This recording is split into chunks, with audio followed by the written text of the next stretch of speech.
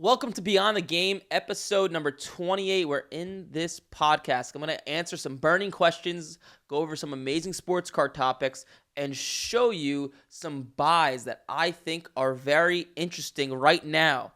And how I'm going to start this podcast off is actually, before I go into that, let me introduce myself. My name is Eric Michael. I've sold over $5 million in sports cards. If you don't know who I am, you may have seen my ads or my YouTube videos, and now I own a multiple seven-figure coaching program that teaches people how to make money buying and selling sports cards. I've been buying and selling sports cards for the past 10 years of my life. I've been so fortunate. It's changed my life for the better, where I've never had to get a regular job, and I've had what people call financial freedom and time freedom. And my goal in life is, one, to make a lot of money, and two, to help as many people make a lot of money.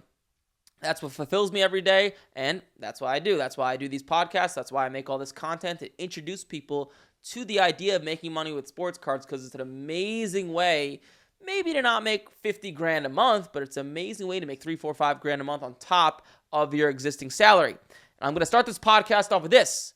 In the last podcast, I forgot to answer something I meant to say. So I think there's two amazing purchases right now. And this is just speculation here. And what I'm going to do is I'm going to share my screen and go to Market Movers and show you something just that I think is just fascinating. So let's look at Jared Goff. This is not something I would regularly say. Okay. I'm not a proponent of buying older guys, but I think Jared Goff has a lot of upside. And if you look at this graph right here, you can see it's been slowly going up over time.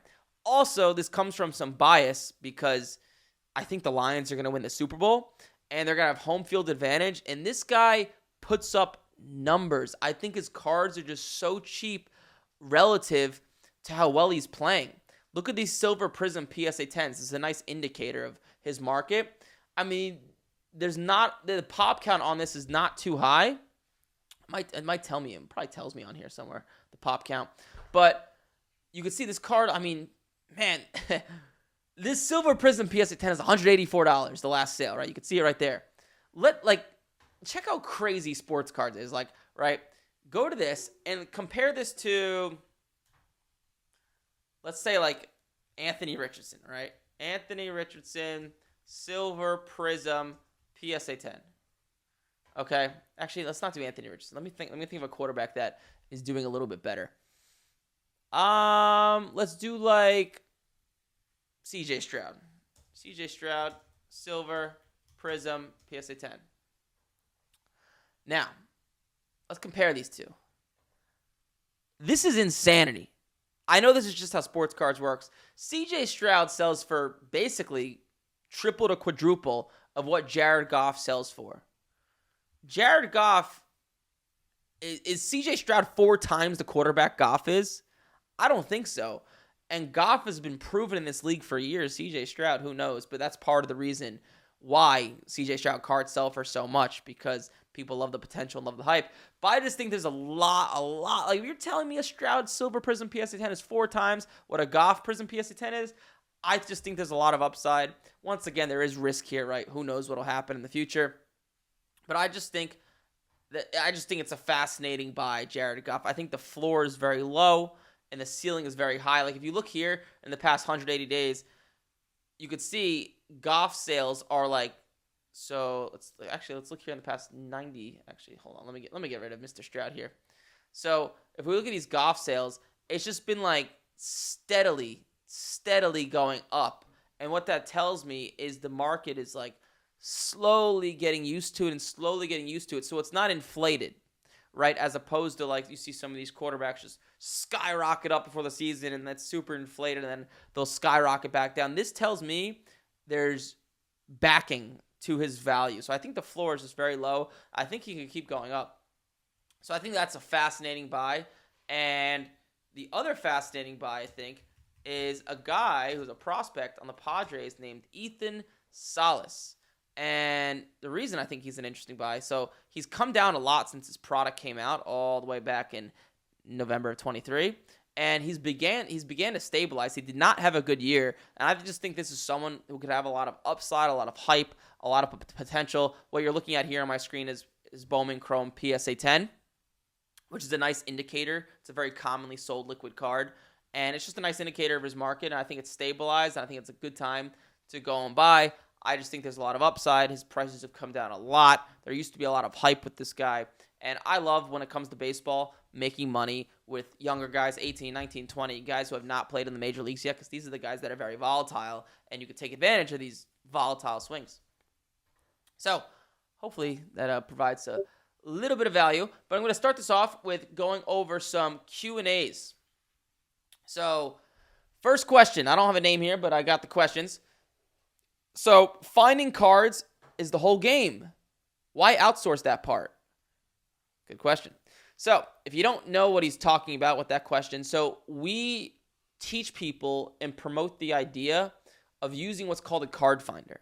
A card finder is, well, that's what we call it, is an overseas virtual assistant. If you don't know what a virtual assistant is, all it means is it's someone that works in the Philippines usually, or India, but we usually use the Philippines, and you could pay these people $3-4 an hour, which over there is above minimum wage because the US dollar carries a lot of weight.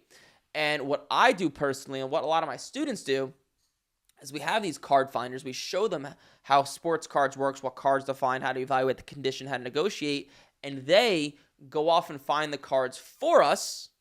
And at the end of the day, we look at what they found via a shared spreadsheet. So, for example, you have a card finder, goes out, he finds all these cards that he thinks is a good deal, he thinks you can make money on, he thinks it's in good condition. He maybe takes a few hours to find 15 cards, let's say, and he puts them on a sheet. And you, at the end of the day, just have to look over it, go over it. It takes about, 10 minutes, 15 minutes to look it over, and you buy one or two of the cards, and you're able to outsource 3 hours of card finding for $9. And it's cheap, and it's minimal effort, and it's maximum return. So why do I do that?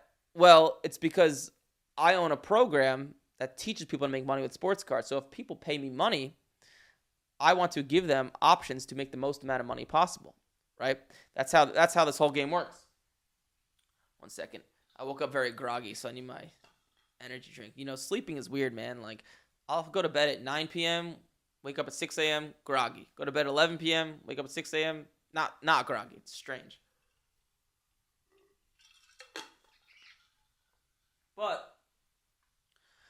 So the reason I teach that is because people pay me money, and I want to be able to make them as much money as possible, right? Because that's how this works. And when I make people money, right, they leave reviews, they leave testimonials, they tell their friends, they tell their family, and that circle continues.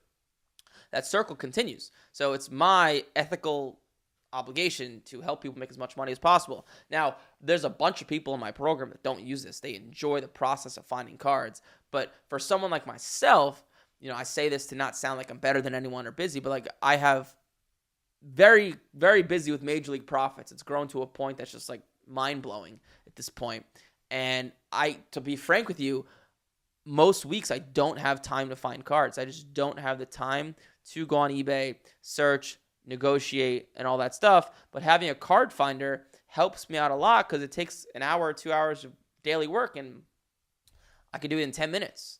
So for people like myself, it's very beneficial, especially because I want to stay in the game, right? If I'm teaching this stuff, sure, Major League Profits makes me a lot more money than sports cards at this point. But one, I enjoy buying and selling sports cards. And number two, if I'm going to teach it, you bet your ass, I want to stay in the game, right? So that's why we outsource it. Hopefully that makes sense. Question number 2, how do you know what cards to research? What I mean is, how do you know that Caitlin Clark, Wemby, and the hockey dudes were candidates for flipping? With so many cards available, is there any metrics that might help in determining this through Market Movers or eBay? So you are referring to a video a YouTube training I did. So those cards, okay, so let me explain something to you people. If you want to make money in sports cards, take your emotions out of it. All right. So a lot of what I teach, right, is buying raw, getting graded, selling it. To be frank with you, I do not give a shit if I'm buying an autograph of me or an autograph of Wembanyama or anybody. It's about the numbers. The reason this game is amazing is because fundamentally at its core, You can buy a card for, let's say, $100, get it graded, cost about $20 to get the card graded, and a PSA 10 is worth about $250, and a PSA 9 is about $100, right? So just think about what I just said for a second. And if you, at least our students, right, they'll grade a 10 about 60 to 70% of the time. So you buy an asset for $100, and you're risking $20 to either profit about $130 or maybe lose about $20, right? Would you take that gamble?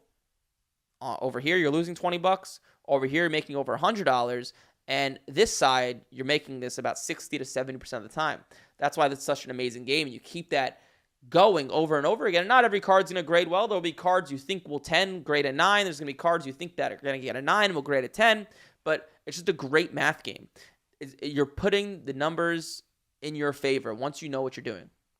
So those cards you're referring to, like I did a training about some Caitlin Clark cards, Wemby cards, and Connor Bedard cards. I don't give a shit who the player is. Well, I shouldn't say that. I do. I don't want to hold cards like Wembanyama, for example, right now while I'm speaking in October 17th. I'm doing this. Not a good buy, in my opinion, because his value is probably going to go down once the season starts because it's very hyped. But, so check this out. Let me go back to sharing my screen here. So, if we go to Caitlin Clark, and we go to Bowman University here. So, let's check this out, right? So, PSA 10, PSA 9, let's find a PSA 9. All right, okay. Check this out. So, right, this card raw, this is the card the person was referring to who asked that question. This card raw is about $29, right? You see that right there. A PSA 10 is about $168. A PSA 9 is about $44, okay? It's going to cost you about $20 to get this card graded. So, essentially, if you just do the quick math, if this card grades a 9, you'll lose about, I don't know, $15, $10, $20, something like that after everything. If it grades a 10, you'll make about 80, 90 after fees. That's a great game. To be honest with you, I have no idea whether I think Caitlin Clark is going to go up in value, down in value. Who knows? She's stable. She's an icon of the game. It'll probably stay around the same.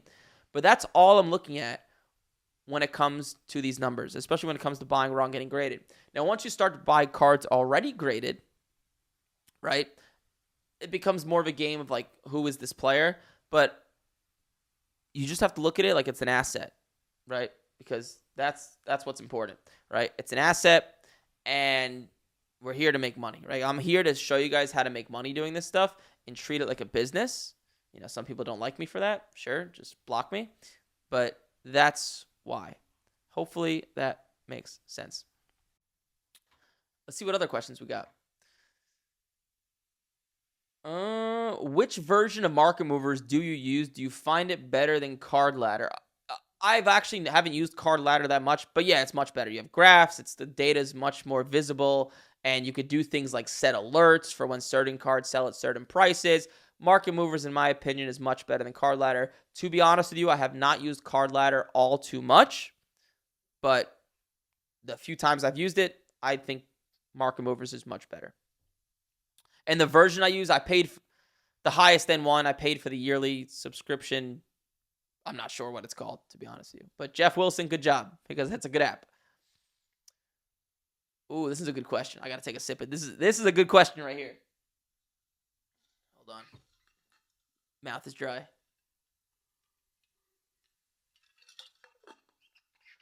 All right. Any tips for my first booth that I'm doing in a week? Any info would be appreciated. So when this person says booth, he means he's setting up at a card show to sell his cards. So, this is an interesting one. Okay, so card shows, right? This is the way I treat card shows. I'm going to give you like the in-depth analysis, okay?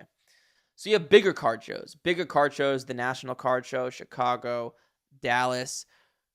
Those card shows with like 300, 400, 500 tables or more, in my opinion, either A, set up as a dealer and sell. So what you're doing, right? Set up as a booth and sell. And it's great the best thing to do, in my opinion, with card shows, buy raw cards, get them graded, and bring them to these shows. You'll get quick cash right away. People will pay you maximum dollar. If you're walking around is not good for selling at these big card shows. It's good for buying, specifically higher end stuff, in my opinion. Okay, so big card shows, you set up and sell, they're great. Buying higher end is better if you're walking around. Smaller card shows, like more local ones, like 100 tables, 150 tables, 75 tables, I would never waste my time setting up as a booth, me personally, because there's not as much foot traffic.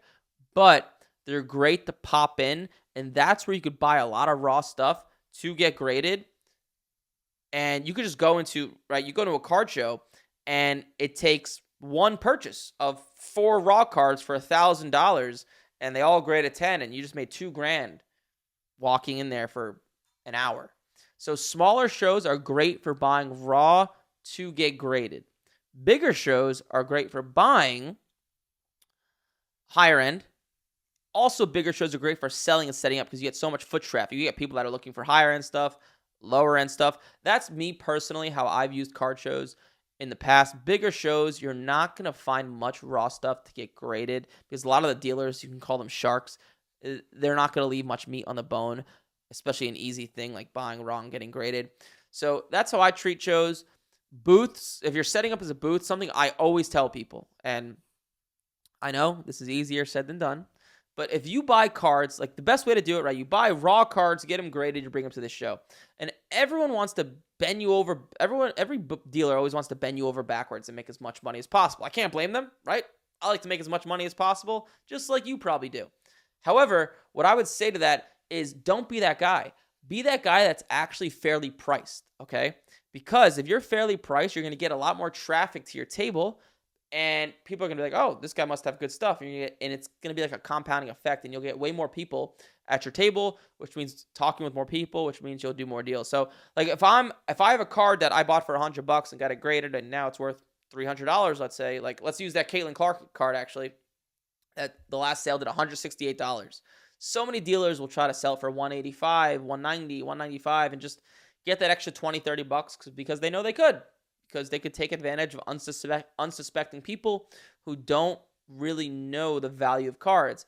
However, I would not be that guy. I would price my cards at fair market value because you will gain a reputation as being that guy that's fair. I can't tell you how many card shows I go to, and I know I look at a dealer, and some of you guys watching this right now. Whoops. Some of you guys watching this right now may be this guy. Because you see sometimes the same people at these card shows, I'll look at someone and be like, yep, no chance. No chance I'm even going to waste my time going up to this person because they're always overpriced. And there's always like 10 or 20 of these people at card shows, especially because I've been doing it for so long. But I see people that I've done deals with in the past, and I'm like, oh, yeah, let's go up to this person. So by being fair, you gain a reputation. Just look at me, like the example I just provided. That's the advice I got for you. Someone asked me, where do I take my cards to get checked out? I'm not exactly sure what that means. But if you're talking about where do you get your cards to be like evaluated in terms of like what you should do with it,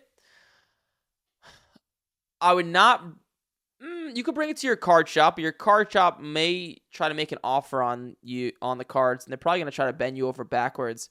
Like I would try to evaluate the cards myself. So if you have older stuff, look for stuff that's in great condition. Anything you could double your money on if you send it in to get graded, right? So if you have a card that's as a PSA 10 is worth like $80 and you think the card's in great condition, I would send it in. It's going to cost you about $20 to get the card graded.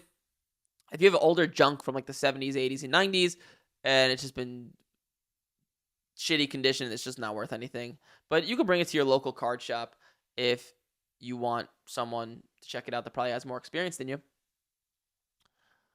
Let's see here. Next question. We have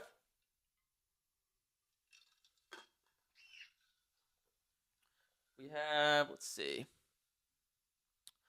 For soccer, when would you suggest buying and selling window? Do you think it's different being a newer sport being a newer sport and longer season. Obviously, rookies are important. What would you consider liquid? So for soccer, so I'm not the expert on soccer, to be honest with you, but for soccer, Topps Chrome is Jesus.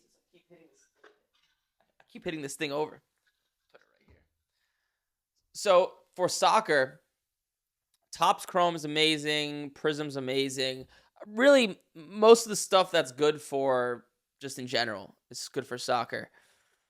It's not as liquid because there's not as many buyers. And in terms of the buying window, it's much less volatile. Because there's less buyers, there's not as much like inflation before the season begins. So like honestly, I've made money on soccer. I'll buy it March, April, October, November. Doesn't matter. I don't care. I'll buy it. It's kind of like hockey. Hockey is not really like volatile. Like if you look here, like here. Instead of me talking, let me show. So check this out. All right. Let me give you an example of Mr. CJ Stroud. All right. Well, I'm speaking right now. CJ Stroud having a pretty good year, right? We could all say that. But check this out, right? This card is like $900. His Silver Prism PSA 10 when the season started. And he's having a good year. But today, it's worth $630, $640. Now, this is for multiple reasons. Now, there's more PSA 10s in the world. But the bigger reason is right around here, right around here, there is hype and inflation. And CJ Stroud played, like he should. I wouldn't say he exceeded expectations, but he definitely didn't exceed expectations. I don't think that's a word. But because of that, when stuff is inflated, it just dies down, right? In order for him to maintain this value you see here at like $800-900, he would have to play exceptionally well. But he's playing well, not exceptionally well. And because of it, you see it die down. Hockey, so oh boy, let me think if I can think of a hockey card. Let's look at a hockey card. I'm doing this off rip right now. Let's see. Let's look at a McDavid card. His cards are expensive. All right. Here's a good example. McDavid had a good year last year, right? We could all let's do 365 days. All right. So McDavid had a good year last year, right? The hockey season starts around here, right? 2.5K this card is worth. And you could see during the year he played, he had a really good year. He wasn't insane, but he had a good year, especially because they made the playoffs and made a run. But you could see in hockey, it really maintains its value because you don't get that hype and inflation, right? Just look, the card maintained its value throughout the season. Then I'm sure once the playoffs came, like here, right, you see a little bit of a bump. But we're back down to what it was worth in the beginning of the year. So hockey doesn't have that, and soccer, same thing, doesn't have that crazy volatility. So honestly, I'll buy it whenever. I'd prefer to buy it in the offseason and sell it going to the season. But it's not like football where you get that boom, that big bump, and then it shoots down when the season begins. So, for example, now let me say something here. I'm gonna make a bold prediction here. So, check out this card of Victor Wembanyama. You can see his Silver Prism PSA 10. It's come down a lot because there's more PSA 10s that exist in the universe. Now, so this card is worth it's got up to $1,000. It's already coming down to $800. One of you guys could let me know if this is possible. But if I could short a stock, or if I could short a sports card is what I meant, I put a lot of money that this card you're looking at right here, that's $850 now, will be worth just like CJ Stroud, $500-600 in a few months. And I wish there was a way I could short sports cards, but I can't. I've thought about it for a long time. I'd make a lot of money if I could. But Wembanyama will have a good year, average 25 points. The Spurs won't make the playoffs. That hype and excitement will die, and boom, his value will go down. I could be wrong. We'll see. I think I'm going to be right. But that's just how it works, right? So, I would not suggest buying Wembanyama right now. I would actually, he's the last guy I would buy. But 3 months ago, 4 months ago, he's the first guy I'd buy. I actually got super lucky. I was buying Wembanyama here. Right here. I was buying him. Actually, nope, a little bit before that. So I was buying Wembanyama right here. In May. and it's shot up like 20-30%, especially some of his higher end stuff. Like right here, you see a little bit of a bump here because of the Olympics, and they picked up Chris Paul, and then it came down, as it's coming down right now, because kind of that hype and excitement died a little bit because the Olympics are over. So hopefully that makes sense, and hopefully that answers your question. Someone else asked me, who do you grade your cards with? PSA. PSA is just the company that's you get the most bang for your buck. Someone actually asked this interesting question a few days ago. Is SGC ever worth it? Because SGC, let's go back to the computer. I just started sharing my screen on these podcasts, and it's actually, it's really beneficial. I didn't think it would be. Let's check this out. All right. So you have a Wembanyama SGC 10, since we're already on Wembanyama, and a PSA 10. All right. Check out this chart. All right. Like the past 90 days. You can clearly see an SGC 10 is like 675, and a PSA 10 now is like 850, right? So it's like, there's like a 25% difference. The obvious thought is, oh, why would I ever send my cards to SGC? I'm going to make more money with PSA. Aha. However, the answer that is the correct answer if you have the proper budget. If you have thousands of dollars to spend and you could keep sending cards to PSA and keep that volume up, and you could afford, because PSA is going to take longer than SGC, so if you could afford to wait 5, 6, 7 weeks and keep buying without anything coming back to you, PSA is your answer. However, SGC is going to take like 5 days to a week to come back to you. It's much quicker, and even though you're making 20% less, if you only have a budget of $500 or $1,000, it's worth it to make a little bit less in the short term so you can get that money quicker and repeat and repeat and repeat, and then get that bankroll up to like $4,000 or $5,000 where you could spend all that money and afford to have cards out there for 5, 6, 7 weeks before ever seeing a return. So, interesting question. I have the budget, so I send cards to PSA, but something I thought I'd throw out there. What is the least amount of money you need to start sports betting arbitrage? Oh, okay. So if you don't know, sports betting arbitrage is something we teach in our highest level program. It's like an incredible way to make a few $1,000s a month, taking advantage of discrepancies in odds. So here, let me check this out. Check this out. Okay, so if you guys don't know, this is the way sports betting works. All right, let me spell this out for you guys. All right, so you have Team A and Team B. And let's say these teams are totally equal. Totally equal, right? Team A is minus 110. What that means is you're risking $110 to win 100. Team B is also minus 110. Same thing, right? You're risking 110 to win 100. And let's say Eric bets on Team A and Joe bets on Team B, right? This is the situation. Well, what happens if Team B or Team A wins?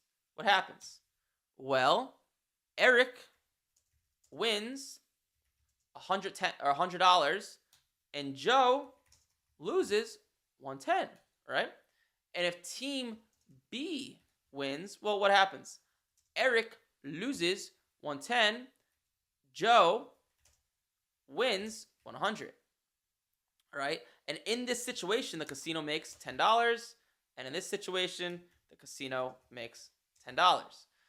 This is like fundamentally how sports betting works, is why casinos make a crap ton of money. Because as you could see, no matter what happens, if Team A wins or Team B wins, the casino's making money. Basically, what's happening is because you have to risk 110 to win 100, what you see happen is they're basically taking a 10% fee from you. Okay, that's basically what's happening. And you don't really see it because it's kind of like this math not a lot of people know how to do. And it's kind of like secret. It's like, it's $10. Who cares? But think about it like you're paying a 10% fee every time you gamble. That's why you have to win about 55% of your sports bets to actually be profitable, which sounds easy. Oh, I know stuff about sports. Negative. It is fucking insanely hard to hit 55%. It is very difficult. But this is how sports betting works. But what sports betting arbitrage is check this out. So what you could do is take advantage of discrepancies in sports lines. This is actually fucking crazy. Oh my God. All right. So this is a software we were partners on with the people that developed. And I'm going to blur out the URL because I don't know if I should be sharing it. But check this out, right? We have the Knicks and Celtics playing. This is opening night, I think, right? This is in a few days. Derek White, player on the Celtics. His over-under points is 14.5. On DraftKings, it's plus 205, the over. On FanDuel, the under is minus 113. Now, for those of you guys who have ever sports bet before, you would know that this minus number is usually higher than this plus number, right? So, like, if a bet is plus 150, you'll see the other end of it be minus 180.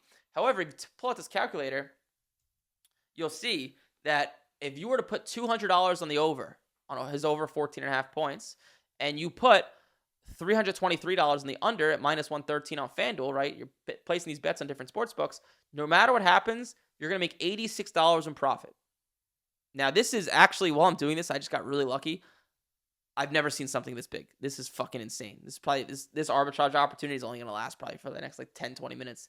But you could place bets on both sports books and it's risk-free. There is no risk. Now, there's a cap to how much you could bet.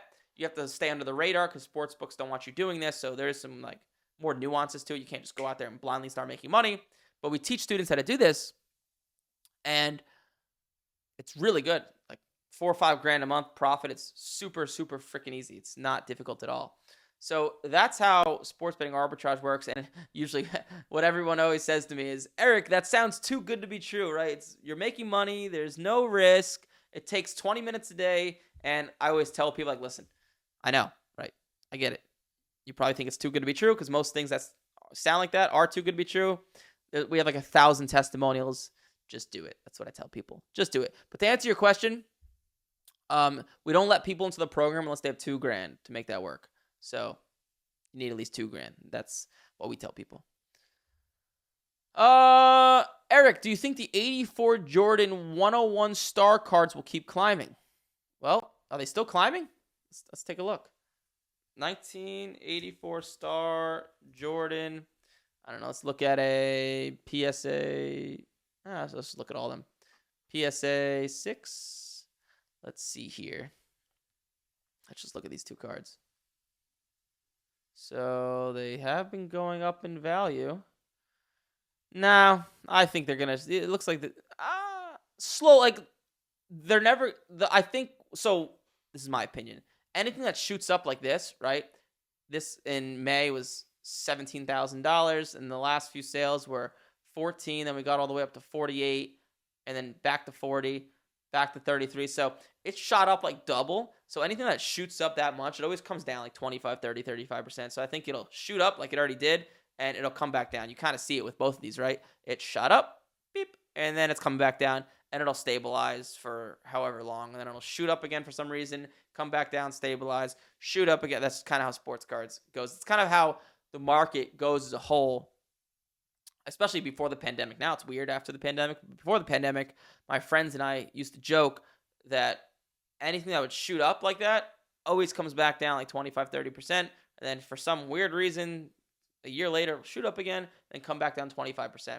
So I think it'll just come, it'll come back down. So like you could see here, this card was like 13 grand consistently, and it's coming back down. I think it'll come back down to like 13. It'll come back down like 18. I'm just guessing. I don't know, something like that.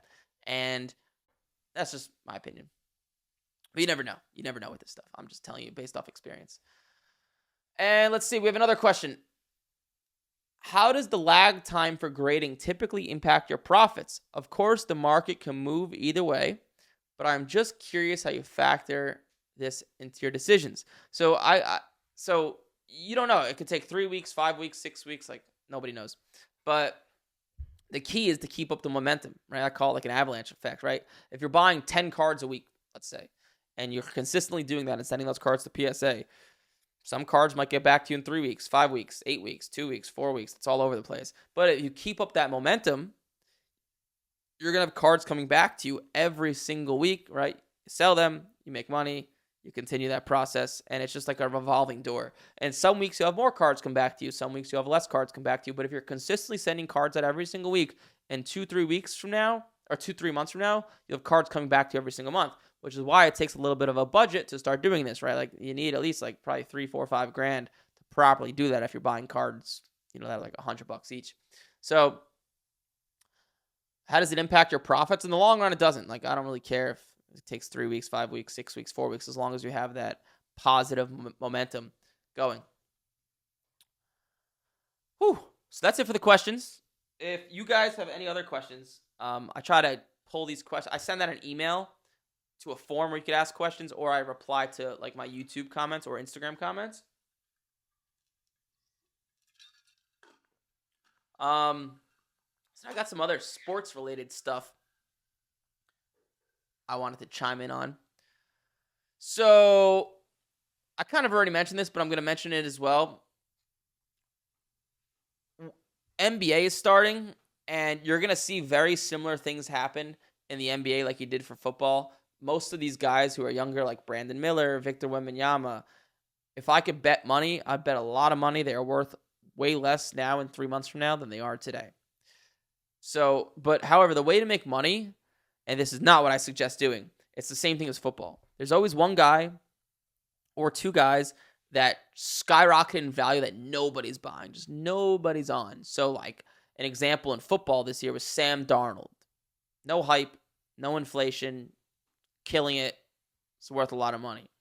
Basketball, there will be one or two guys like that don't have any hype or momentum, like maybe LaMelo Ball has an amazing season. You'll see his stuff skyrocket if he does. Or, I don't know. You could let me know a few names. Someone who's younger, a few years old, hasn't performed up to expectations, no one cares about. So that's what you can expect for basketball. And the same thing happens with baseball and football as well. Wanted to talk about the sports betting stuff, but I already went over that because of that question. And I'll leave it off with this. So I was actually having this discussion with my business partner, and it's around mindset, work, productivity, and all that good stuff. So let me say something that I think is very prevalent. And you'll hear Alex Hormozy talk about this, okay? People, especially people in the entrepreneur world, get so obsessed over their morning routine and maximizing their energy and all this fucking crazy stuff, right? Nothing matters unless you show up and do the work, okay? Let me give you an example from my own life, okay? Even though I spent my whole 20s building this company, I have done my fair share of partying. I gamble like a degenerate on the weekends, especially with football. I've done drugs. I've done a lot of things through my 20s, okay? I've done it all. I've lived a pretty full life, in my opinion, through my 20s. However, Monday morning through Saturday, like clockwork, I show up with energy and I'm ready to work. If you asked any entrepreneur, like the way I operate, they would say that's not the right way to do things. But there is no right way to do things. Nobody, like, it just doesn't matter. Like, you show up and you do the work. Like, it doesn't matter if you're hungover, if you're full of energy, if you're buying the right sports cards at the right time, you're going to make money. Okay? Money doesn't discriminate. So I tell you that because someone like myself, I see all these entrepreneurs get so obsessive over all this crap that just doesn't matter. I wake up every morning, I work out, I go to work. That's it. I have no type of crazy routine. And on the weekends, sometimes I do things that just you wouldn't expect someone with 30 or 40 employees to do. But, I like to live life. I like to have fun. And I think I'm telling you this because there is no excuse to not invest in yourself and make your life better. You show up, you do the work, you learn the right things, you take action, you're going to succeed. Money does not discriminate against anybody. I promise you, okay? Trust me. Take my word for it. Don't waste your time with all this bullshit. Be healthy, eat the right food, work out, invest in yourself, learn actionable things that'll make you money like sports cards or real estate or whatever your heart desires. Take my word for it. don't get so caught up in all this productivity bullshit. Because the best way to be productive is just by showing up. That's something I learned from Alex Hormozi, even though I kind of already knew it and did it. And yeah, and that's really it. And I'll actually leave you guys off with this. So I was talking with this girl. I actually wrote an email on this. I've been talking to this girl. Incredible. Just beautiful. Amazing. She's in residency in med school. And super down to earth. And she asked me this question on Sunday, like a few days ago. And she could tell, like, if you ever meet me, you could tell, like, I'm very intense. I have a lot of energy. She kind of got that vibe. And she asked me a question along the lines of, are you ready to have some balance in your life? Something along those lines. I think it's her way of asking, right? Like, are you willing to settle down in an indirect way? But anyways, and I thought about that question long and hard, and for way too long than I should have. But the answer to that question is yes. And the reason the answer to that question is yes is because of the vehicle I put myself in. So I want to talk about this for a second. So the vehicle you put yourself in is so fucking important, okay? Everybody has the same time in the day and the same resources for the most part, right? Most people don't have $1 million at their disposal. So you have to ask yourself, if I'm going to spend, let's pretend you have a 9-to-5 job and you want to make an extra income, right? You have to ask yourself, if I'm going to spend 2 hours a day doing something, right? Where can I make the most bang for my buck? Where is the highest leverage? Where can I get the most output for my input? Bottom line. So for example, like the business I'm in, so sports cards is great, super high leverage for making a few $1,000s a month. And then I own a coaching program where it's very high leverage, okay? At this point, the first few years, it's not, because you have to learn all the skills and do everything yourself. But once you get to a certain point of owning a business, the time I put in, it's about making smarter decisions. It's not working more hours, not working harder, but working smarter, telling people what to do and doing this and hiring a recruiter like we just did and training the sales team and stuff like that. And it doesn't take a lot of time, but it's very high leverage, right? If I hire one more salesperson, it makes me a lot of money for the amount of time I have to put into training them, right? If I hire another coach who can help more students succeed and make more money, well, because we're getting much more success, more students means more referrals. More referrals means more people joining the program. And all I have to do that is train that one coach. So it's very high leverage owning a business. It's very high output for your input. Going back to the beginning of the podcast when I was talking about the card finder, right? It's very high leverage, right? 10 minutes a day. You have someone doing it for 3 hours a day. It's $3 an hour. And it takes you 10 minutes to go through all the cards and buy them and make money. So ask yourself that. Am I putting myself in the right vehicle? A bad vehicle would be something that just requires tons of time and grinding and energy to make a little bit of money. A good example, in my opinion, is drop shipping and e-commerce. A lot of trial and error, a lot of ads, a lot of setting up crap, a lot of time spent to make 10% profit margins if you're decent. That's the world of e-commerce. So in my opinion, you can make millions of dollars doing anything. But in my opinion, if I'm going to do something, I want to put myself in the easiest place with the highest leverage to make money, which is why I'm such an advocate of making money with sports cards, because an hour a day, you can make a few grand a month, and it's not stressful. You don't need a lot of capital. So ask yourself that the next time you invest into yourself or anything, like, am I putting myself in a good vehicle with positive momentum that has high leverage, right? The more hours I spend doesn't necessarily mean the more money I make, right? It's about working smarter, not harder. Something I'll leave you guys off with. But hopefully you like this podcast. If you have any questions, like I said, in the comments, I try to answer my comments in these podcasts. But hopefully you enjoyed this stuff. Like, comment, subscribe, and I'll see you on the next one.